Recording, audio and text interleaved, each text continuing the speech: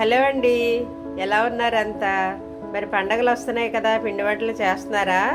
సిన్నుండలు చేస్తున్నానండి. నేను సిన్నుండలు ఏ విధంగా చేయాలో చూసి నేర్చుకుందాం ఇప్పుడు. ఇదిగోండి, సిన్నుండల ప్రిపరేషన్ కోసం నేను 1 కేజీ మినపప్పు తీసుకున్నాను. మినపగుళ్ళు ఇవి, పొట్టు తీసేసిన మినపగుళ్ళు 1 కేజీ తీసుకున్నాను. సరేనా? దాంట్లోకి 1 అర కేజీ బియ్యం తీసుకున్నాను. కేజీ మినపప్పు అయితే 1 కేజీ బియ్యము. అయితే మళ్ళీ ఇవి పాలిష్ పెట్టిన పప్పు కదా, అందుకు నేను తొక్కపప్పు 1 పావు కేజీ వేస్తున్నానండి. ఈ తొక్కపప్పు వేపేటప్పుడు మంచి ఫ్లేవర్ వస్తుంది మినపప్పు వేపుతుంటేనే.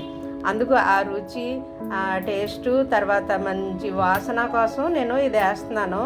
ఆ స్మెల్ టేస్ట్ కోసం మినపప్పు, తొక్కుపప్పు పావు కేజీ, గుండుపప్పు కేజీ, 1 కేజీ బియ్యము, ఈ 3 కలిపి దోరగా వేపాలండి. దోరగా వేపేసిన తర్వాత మనం మిల్లులో ఆడించాలి. ఓకే, ఇదిగోండి, పప్పులు వేపిన తర్వాత ఈ విధంగా ఉంటాయన్నమాట. ఇలాగా దోరగా వేపాలి, గోల్డెన్ బ్రౌన్ వచ్చే వరకును. ఇది మినపప్పు వేపాను. ఇదిగో బియ్యం ఇలా వేపాను. ఇదిగో పొట్టు మినపప్పు. ఇలాగ మాడిపోకూడదు, అంటే తొక్కపప్పు కదా, అందుకు మీకు నల్లగా కనిపిస్తుంది.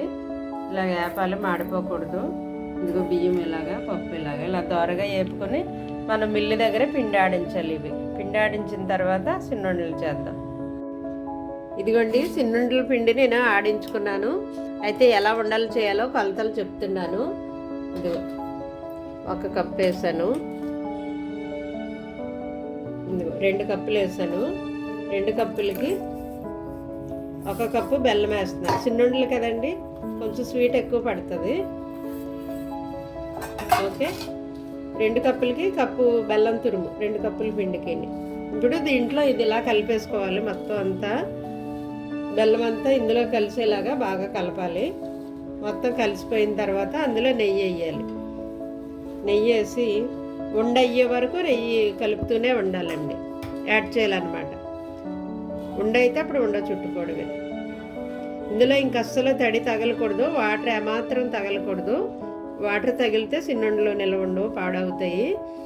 కాబట్టి మనం వాటర్ వేయట్లేదు కాబట్టి ఎంతకాలమైనా నిల్వ ఉంటాయి, పాడవు. బెల్లం మంచిది తీసుకుంటే పాడవు. ఒకవేళ బెల్లం మంచిది కాకపోతే పాడైపోతాయి. మరి చూసుకోండి. ఇదిగో మొత్తం అంతా ఇదే విధంగా కలపాలి.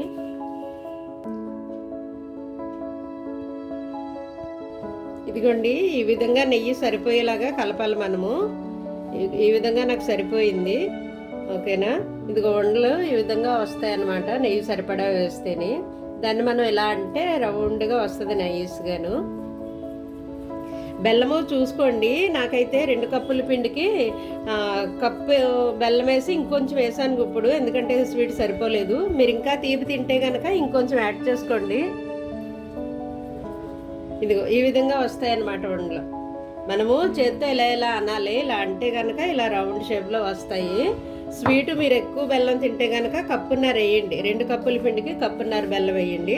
తక్కువ తింటే కనుక 1.5 కప్పు చాలు, లేదా 1 కప్పు చాలు. నేను 1 కప్పు వేసి కొంచెం అంత వేసాను, 1 గుప్పుడు ఇంత పిండికి. సరేనా? మీరు తినే స్వీట్ని బట్టి చూసుకుని వేసుకోండి. చూసుకోండి, మీరు ఇది ఉండయ్యే వరకు నెయ్యి కలపాలి. సరేనా? నెయ్యి చాలినంత కలపాలి, ఇలా ఉండయ్యే వరకును. ఉండ అవ్వట్లేదంటే ఇంకొంచెం నెయ్యి యాడ్ చేయండి.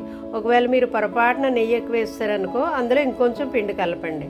సరే, బెల్లం చూసుకుని అప్పుడు ఇలా ఉండలు చేయండి. ఓకే, ఇదిగోండి, ఫైనల్గా మన సిన్నుండలు ఈ విధంగా రెడీ అయ్యాయి. అది ఉండలుగా మీరు చుట్టేటప్పుడు మీకు రుచికి సరిపడా స్వీట్ సరిపోయిందో లేదో చూసుకోండి. ఉండయ్యేలాగా నెయ్యి సరిపడా వేసుకోండి, అంతే. ఇవి ఎంతకాలమైనా నిల్వ ఉంటాయండి, డబ్బాలో నిల్వ చేసుకోవచ్చు. మనము 1, 2 నెలలు, 3 నెలల వరకు నిల్వ ఉంటాయి. తడి తగలకుండా జాగ్రత్తగా ఉంచుకోవడమే. Okay, thank you for watching.